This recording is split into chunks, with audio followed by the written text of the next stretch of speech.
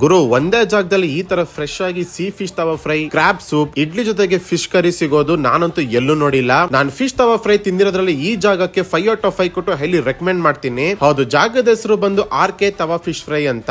Ramamurthy Nagar polar ಬೇರ್ ice cream shop opposite ಬರುತ್ತೆ. ಇವರು ಸನ್ ಡ್ರಾಪ್ ಆಯಿಲ್ ನೇ ಬಳಸೋದು, ಆದ್ರೆ ಒಂದ್ಸತಿ ಯೂಸ್ ಮಾಡೋ ಆಯಿಲ್ ಇನ್ನೊಂದ್ಸತಿ ಯೂಸ್ ಮಾಡಲ್ಲ. ಫುಡ್ ಕಾರ್ಟ್ ಅಂತೂ ಸಖತ್ ನೀಟ್ ಮತ್ತೆ ಹೈಜಿನಿಕ್ ಆಗಿ ಮೇಂಟೈನ್ ಮಾಡಿದ್ದಾರೆ.